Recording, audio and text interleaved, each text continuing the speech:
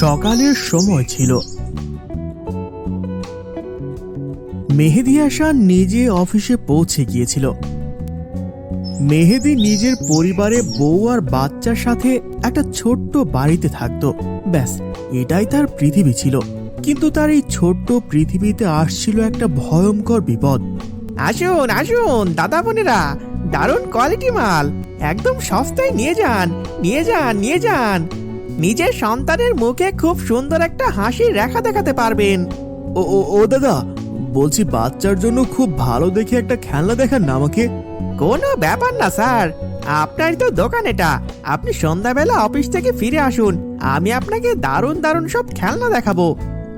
আচ্ছা আচ্ছা আচ্ছা, ঠিক আছে ঠিক আছে, আমি সন্ধ্যাবেলা আসছি আবার। হ্যাঁ, এইটুকু বলে মেহেদী নিজের অফিসে চলে যায়।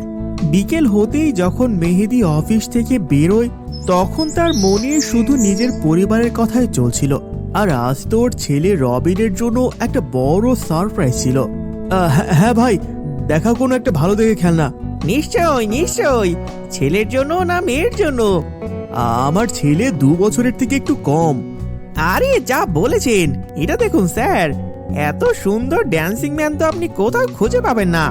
আর এটার ব্যাটারির জন্য কোনো খরচও নেই। ব্যাস, এটাকে শুধু পেছনে টেনে ছেড়ে দেবেন আর একাই নাচতে থাকবে। আওয়াজ একদম ঠিক আছে তো?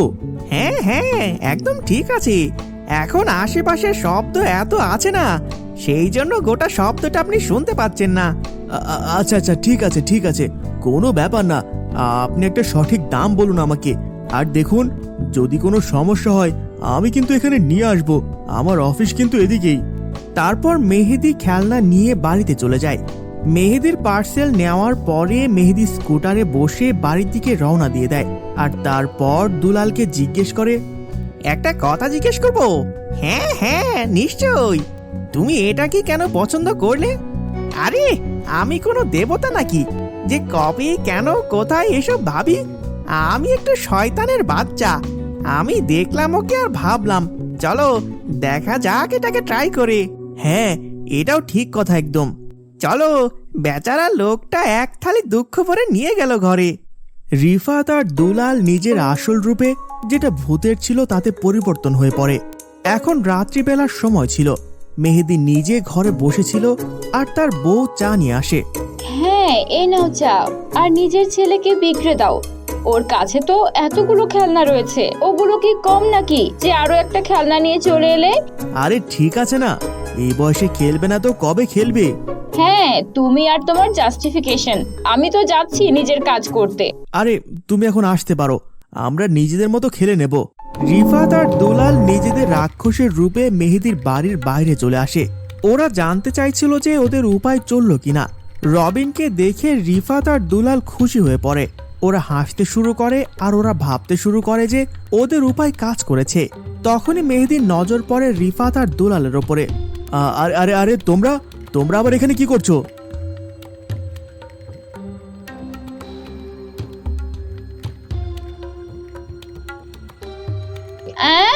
রবিন!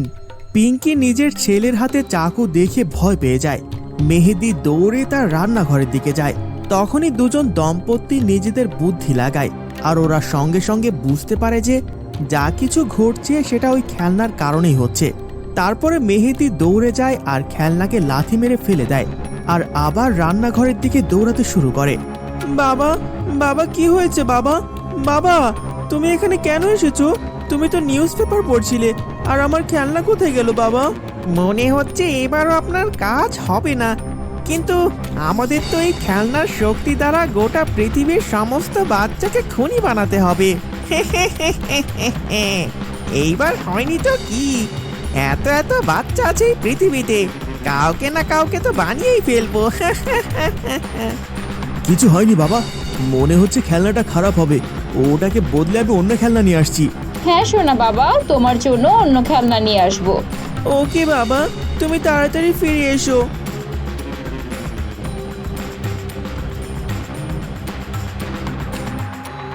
আরে, এই খেলনাটার মধ্যে মনে হয় কোনো পেতাত্তা রয়েছে। কে এই ঝামেলার মধ্যে পড়বে? আমি অন্য দোকানে গিয়ে অন্য কোনো খেলনা নিয়ে আসি। মেহেদী খেলনাটা জঙ্গলে ফেলে দেয়।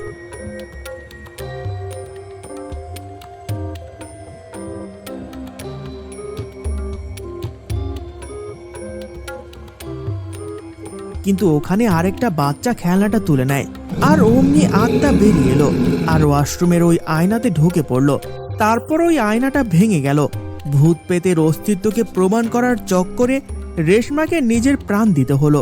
সেটা কেউ জানতো না, কিন্তু ডাকলে পরে অবশ্যই আসতো শুধুমাত্র। এই গল্পটা একটা পুরাতন বাড়ির। একটা রুমে 3 জন মেয়ে থাকতো, রুমি, পলি আর সুমি। একটা দিনের কথা, ওরা 3 জন মিলে গল্পগুজব করছিল। আমার মনে হয় না সত্যিকারের ভূত প্রেত আছে পলি। আমি বিশ্বাস করি ওরা আছে। আচ্ছা, তাহলে এখনো তোর কোনো ভূতের সাথে দেখা হয়নি কেন? জানি না, কিন্তু আমার তো খুব ইচ্ছে করে যে আমি যেন ভূত দেখি। তাহলে একটা কাজ কর, তুই ইন্টারনেটে সার্চ কর।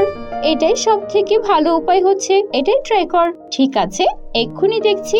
পলি নিজের ল্যাপটপটা বের করলো আর ভূতেদের ডাকার উপায় খুঁজতে লাগলো। ওরা অনেকক্ষণ ধরে খুঁজলো, তখনই ব্লডি মেরির ব্যাপারে পড়লো। পেয়ে গেছি। কি?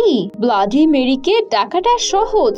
রাত 12টার সময় আয়নার সামনে দাঁড়িয়ে মোমবাতি জ্বালিয়ে 3 বার ব্লাডি মেরিকে ডাকতে হবে। ব্যাস, তারপর কি হবে? যদি ব্লাডি মেরি চলে আসে, তাহলে ওকে আমরা যা খুশি জিজ্ঞেস করতে পারবো। ও আমাদের ভবিষ্যৎও বলতে পারবে। কি মজা হবে, তাই না? আমি তো ওকে সব কিছু জিজ্ঞেস করব। তোর সত্যি এরকম লাগছে যে এরকম কিছু হবে? ট্রাই করতে অসুবিধে কি? যদি ব্লাডি মেরি চলে আসে তাহলে তো ভালোই হবে। হ্যাঁ হ্যাঁ, করে নেই, কিন্তু আমার বিশ্বাস এরকম কিছুই হবে না। কোনো ব্লাডি মেরি নেই। হ্যাঁ, I will prove you wrong. সেই রাতে পলি রাত 12টা বাজার জন্য অপেক্ষা করছিল। 12টা বাজার 2 মিনিট আগে ওয়াশরুমে গেল, যেখানে ও একটা মোমবাতি জ্বালালো। আর যেই না ঘড়িতে 12টা বাজলো, ব্লডি মেরি বলে পলি 3 বার ডাকলো আর তারপর জোরে হাওয়া দিল আর পলির মোমবাতি নিভে গেল। কে জানে, মনে হয় না যে এই উপায়টাই কোনো কাজ হবে। আমার মোমবাতিটাই তো নিভে গেল। কাল ইন্টারনেটে অন্য কিছু সার্চ করব ব্লাডি মেরিকে ডাকার। পলি নিজের বিছানায় গিয়ে শুয়ে পড়ল।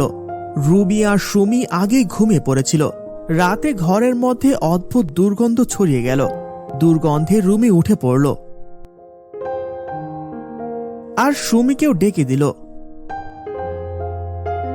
ওরা দুজন এদিক ওদিক দুর্গন্ধ শুকল।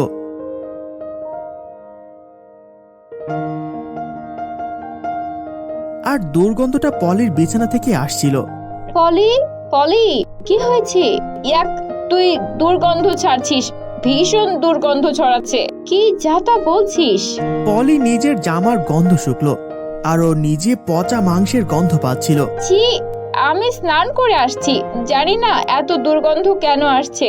সাবান লাগিয়ে লাগিয়ে স্নান করিস। আরে হ্যাঁ। পলি মাঝরাতে স্নান করতে চলে গেল। পলি চলে যেতেই ওর ঘর থেকে দুর্গন্ধ চলে গেল। ভালোই হলো, ওই দুর্গন্ধটা চলে গেছে। কিন্তু ওর শরীর থেকে দুর্গন্ধটা বেরোচ্ছিলই বা কেন, সেটা তো আমি জানি না। ও এলে ওকে জিজ্ঞেস করব। কিছুক্ষণ পর পলি স্নান করে এলো। এত দুর্গন্ধ কেন বেরোচ্ছিল পলি? জানি না, আমি যখন শুলাম তখন তো দুর্গন্ধ ছিল না। হ্যাঁ, কিন্তু হঠাৎ করে এত দুর্গন্ধ কি করে ছড়ালো? যাক, ছাড়ো, এবার আমার খুব ঘুম পাচ্ছে। তোরা দুজনে গিয়ে ঘুমিয়ে পড়। হ্যাঁ, ঠিক আছে। তারপর পলি নিজের বিছানায় ঘুমিয়ে পড়ল। সেদিন রাতে ঘরের মধ্যে আরো একজন ছিল, ব্লডি মেরি। পরের দিন সকালে পলি যখন উঠল, তখন ওর শরীর যন্ত্রণা করছিল। আরে পলি, তোরে ব্লাডি মেরির কি হলো?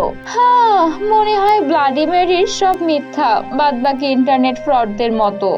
আমি তো আগেই জানতাম যে ওসব ভূত প্রেত বলে কিছু হয় না। না রে, ভূত হয়, আমি বিশ্বাস করি, যদিও ব্লাডি মেরি একটা ফ্রড। পলির এই কথা বলতেই ঘরের সমস্ত জানালার কাছে ফাটল ধরতে লাগলো আর একসাথে সমস্ত জানালার কাঁচ ভেঙে গেল। 3 জন বান্ধবী ভয় পেয়ে গেল। কিছুক্ষণ পর সবকিছু শান্ত হয়ে গেল আর 3 জন যার যার ক্লাসে চলে গেল। কিছুক্ষণ পর পলি ক্লাস থেকে ঘরে ফিরে এলো। এদিকে পলি বিছানায় একা বসেছিল। কিছু তো একটা অদ্ভুত ছিল। পলির চোখ দুটো লাল ছিল, ওর চুলগুলো এলোমেলো হয়েছিল, ও রেগে মেগে বসেছিল। সুমি আর রুমি যখন আসলো তখন পলি ঘরে ছিল না আর তার পুরো ঘরটা উলটপালট হয়েছিল। এইসব কি করলো? আমি কি করে জানবো? ওরা দুজন পলির ফিরে আসার জন্য অপেক্ষা করছিল। কিছুক্ষণ পর পলি এলো। পলি খুব রেগে ছিল। ওকে দেখে সবাই খুব অবাক হয়ে গেল। এসব তুই করেছিস? না, তুই ছাড়া কেউ নেই এই ঘরে। ও ছিল? ওকে, ও ছিল।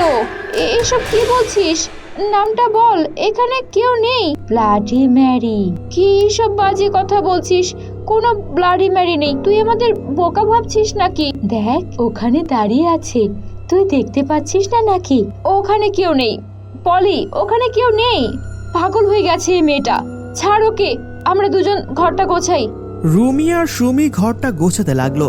পলির কথায় ওদের দুজনের একটুও বিশ্বাস ছিল না, কিন্তু পলির ব্যবহারটা একদম অন্যরকম ছিল।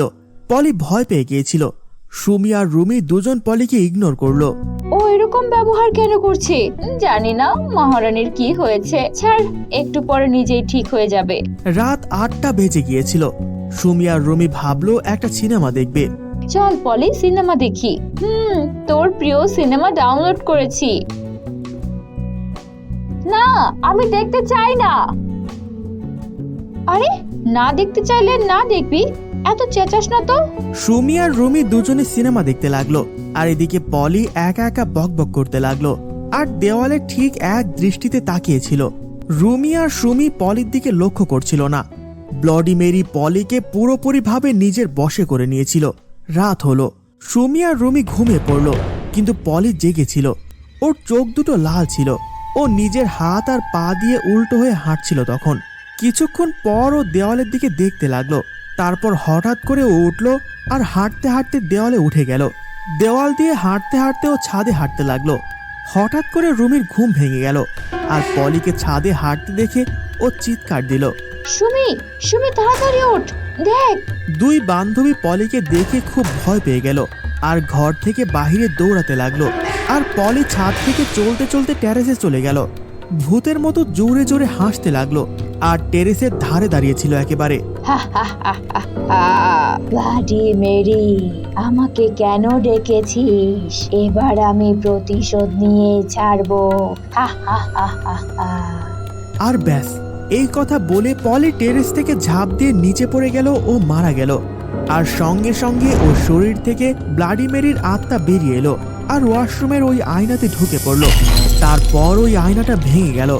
ভূত পেতের অস্তিত্বকে প্রমাণ করার চক্করে পলিকে নিজের প্রাণ দিতে হলো। ব্লাডি মেরি কে এটা কেউ জানতো না, কিন্তু ডাকলে পরে অবশ্যই আসে। শুধুমাত্র সুমি আর রুমি জানতো ওই ভয়ঙ্কর রাতে ঠিক কি ঘটেছিল। পুলিশ ওদের কথায় বিশ্বাস করছিল না। পলির মৃত্যু একটা রহস্য হয়ে থেকে গেল।